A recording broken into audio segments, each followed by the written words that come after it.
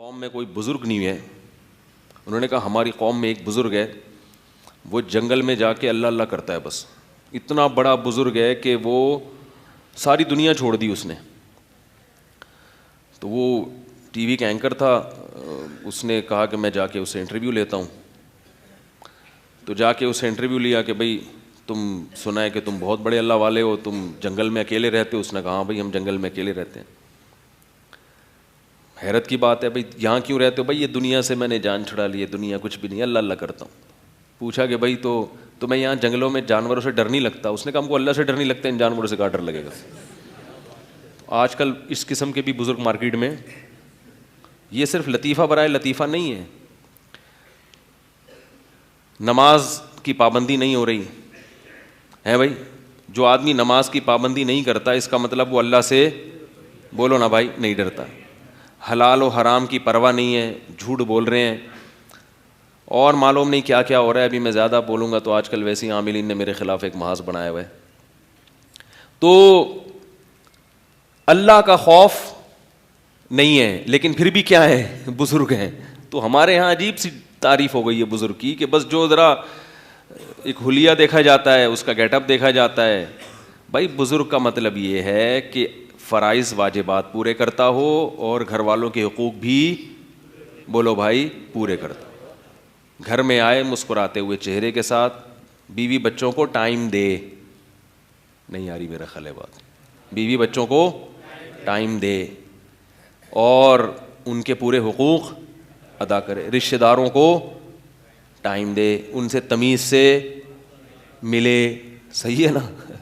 بے روزگار ہو کے گھر میں پڑا نہ رہے ہدیے نذرانوں کے چکر میں کہ بس آتے رہیں گے تو کھاتا رہوں گا, کھا کھا کے پھٹ جائے دھماکے کے ساتھ ایک دن. بتاؤ چل بھی سکتا ہو, دوڑ بھی سکتا ہو.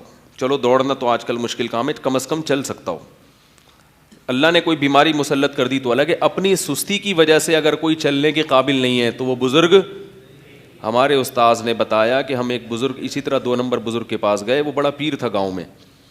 کھا کھا کے اتنا موٹا ہو گیا تھا کہ بس میں نہیں بتا سکتا.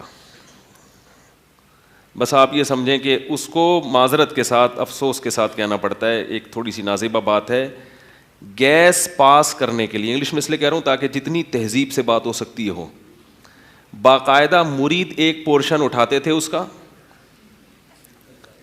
ٹھیک ہے نا, اس پھر گیس خارج ہوتی تھی. اتنا وزن بڑھ چکا تھا. ایک تو وزن بیماری سے بڑھتا ہے, کچھ نیچرل قدرت کی طرف سے وزن زیادہ ہوتا ہے. بڑے بڑے بزرگ ایسے ہیں جن کا وزن بہت زیادہ تھا, حالانکہ وہ زیادہ کھاتے نہیں تھے. میں اس وزن کی بات کر رہا ہوں جو سستی اور حرام خوری کی وجہ سے بڑھ گیا ہو. ایسا وزن بڑھنا اسلام میں پسندیدہ نہیں ہے. تو اس کو بھی لوگ کیا سمجھتے ہیں, بزرگ کے ہل ہی نہیں سکتے, اتنے نیک ہیں کہ یہ. اور جو پھرتی سے چل رہا ہے, ادھر جا رہا ادھر جا رہا, اس کو لگا یہ کیا ہے, یہ کوئی بزرگ ہے.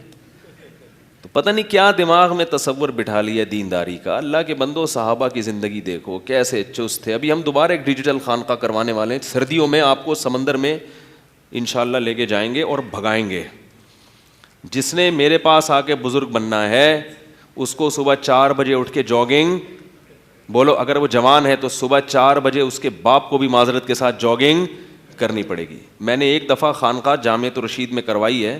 میں کوئی نیک آدمی نہیں ہوں, اتنا اللہ نے ستاری کا معاملہ کیا ہوا ہے.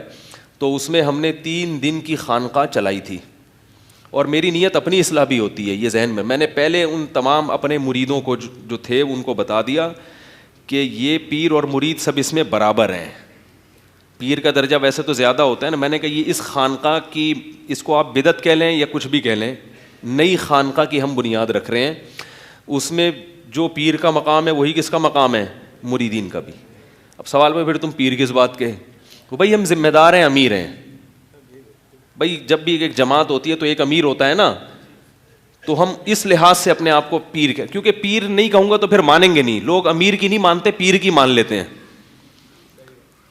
لوگ. جب جس کو پیر نہیں مانتے نا اس کی مانتے نہیں ہیں. تو اس لیے میں نے کہا فرض یہی کریں کہ میں کیا ہوں, پیر ہوں. باقی میں نے کہا میں یہ خانقاہ اپنی اصلاح بھی ہوگی اور آپ کی بھی ہوگی.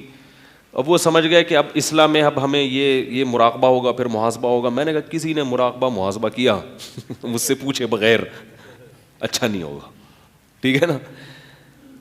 یہ ہوگا کہ آپ نے صبح 4 بجے اٹھنا ہے اور جامعہ کے قریب ایک گراؤنڈ ہے, بہت بڑا گراؤنڈ ہے, اس میں طلبہ فٹ بال کھیلتے ہیں.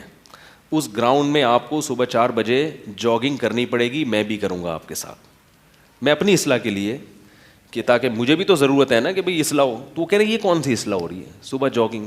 اصلاح تو یہ ہوتی ہے گناہوں کے خلاف بیاناتوں, بد نظری کے خلاف بیانات. میں نے کہا جب تمیز کی زندگی گزارو گے نا, جب تمیز کی زندگی گزارو گے تو گناہ بھی انشاءاللہ بولو بھائی چھوٹیں گے. جو پوستیوں کی طرح 3 بجے سوتا ہے 12 بجے اٹھتا ہے تو وہ نہیں گناہ چھوڑتا, سمجھ رہے ہو, وہ بہت مشکل ہوتا ہے.